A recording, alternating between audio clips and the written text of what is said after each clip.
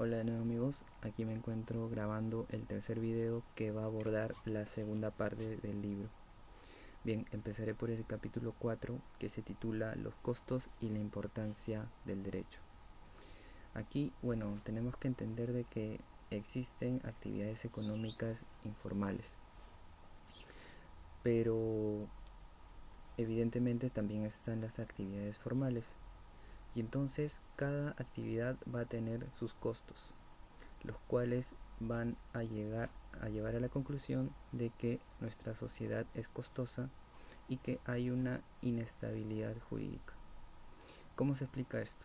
Del siguiente modo: es que dentro de la informalidad hay ciertos requisitos para aquella persona que quiera acceder a llevar su actividad formal. Va a tener que cumplir una serie de requisitos engorrosos y a la vez cumplir con costos de acceso como licencias.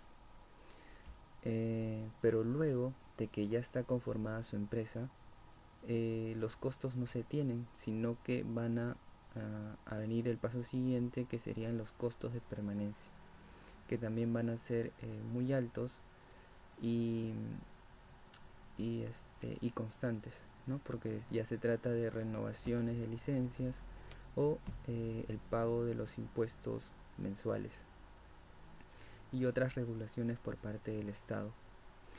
Entonces, esto hace de que las empresas formales se vean asfixiadas por el intervencionismo del Estado, lo cual llevaría a pensar a los autores que entonces la mejor opción sería desarrollar tus actividades desde la informalidad.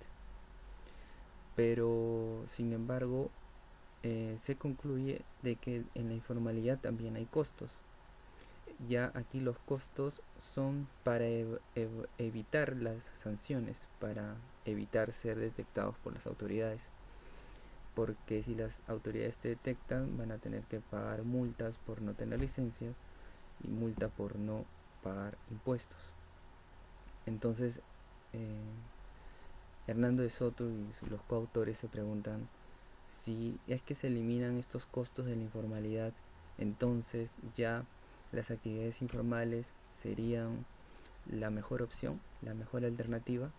Y la respuesta sigue siendo no, porque a pesar de que se quiten estos costos, este, todavía no existiría un derecho que permita la eficiencia de estas actividades que se dan desde el ámbito informal. Entonces se concluye de que ambas actividades son muy costosas, y para pasar de la actividad informal a la actividad formal hay una serie de requisitos de diversa naturaleza y muchas veces sin sentido. Entonces se preguntan qué consecuencias traen estos altos costos para la actividad económica del país. Entre estas consecuencias tenemos, por ejemplo, el alza de precios de los servicios públicos. Otra sería la baja productividad de las empresas formales en este caso, porque claro, en el desarrollo de sus actividades de una empresa formal, sus ganancias se van a ver siempre mermadas por las regulaciones constantes que tiene que cumplir con el Estado. Y también esto los va a llevar a no querer crecer como empresa, porque entienden de que si crecen más eh, eh, sus actividades y generan mayor ingresos, a la vez van a tener que pagar más impuestos. Entonces eso los lleva a limitarse y estar, digamos, estancados, ¿no? Otra consecuencia es la interferencia del sistema tributario. En sí es la mala interferencia del sistema tributario. ¿Por qué? Porque se nos dice de que el sistema tributario, a la hora de recaudar los impuestos, los tributos, se centra en una pequeña brecha que está conformada por las empresas formales, obviamente, donde ellas tienen que, digámoslo así coloquialmente, pagar los platos rotos de de los impuestos que no pagan aquellos que que desenvuelven actividades informales. Y otro punto negativo de este sistema de recaudación de impuestos es que se centran o derrochan recursos en tratar de detectar a los evasores de impuestos. Entonces, el problema económico de todas estas actividades para el país es el derecho.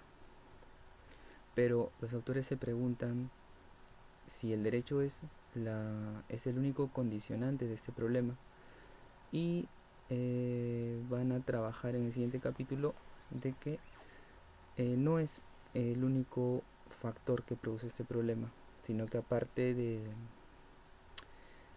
digamos, la mala práctica del derecho, existe también la tradición redistributiva. Esto ya es el capítulo 5, donde se entiende la tradición redistributiva a partir de 2 puntos. Uno de ellos es que el Estado usa el derecho para redistribuir la riqueza, pero no facilita su creación. Esto me hace acordar mucho a un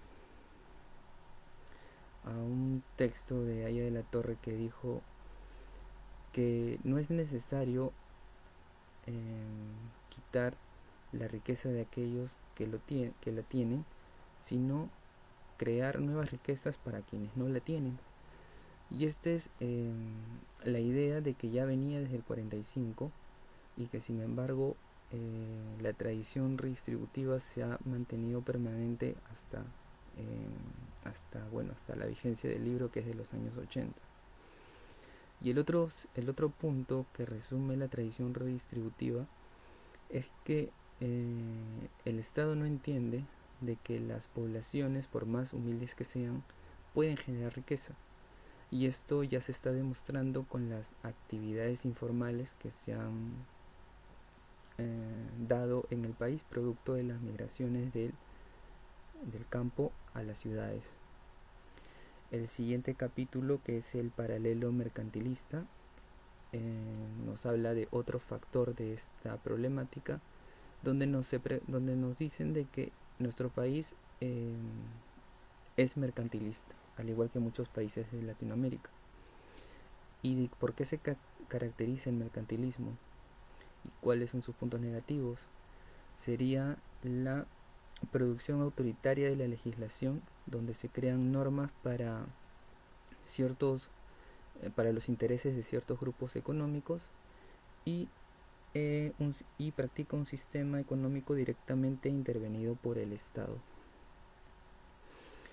Entonces vemos que el mercantilismo, al favorecer y al intervenir al favorecer a ciertos grupos económicos y al intervenir en la economía peruana, va a provocar el descontento de los pequeños grupos que intentan prosperar y que se desarrollan desde el campo de la informalidad, el descontento por todas las trabas que les ponen. Entonces el sistema económico entra en un colapso. En el siguiente capítulo, que ya son las conclusiones, se podrían reducir en 3 conclusiones. Una de ellas es la pérdida de la vigencia social por parte de las instituciones frente a las transformaciones que se están dando en el país en cuanto a su actividad económica. Otra conclusión es el riesgo de violencia, porque si bien se está dando toda esta problemática, aquí vuelve, ¿no?, a la idea del prólogo, donde Sendero Luminoso es una amenaza porque puede captar a todas aquellas personas que se sientan marginadas. Y entonces ya aquí se advierte de que bajo este sistema de descontento por parte varios sectores de la población. Si esto no se resuelve a tiempo, la democracia puede ser destruida y puede darse todo este escenario violento. Y la última conclusión que me parece interesante, que la voy a leer,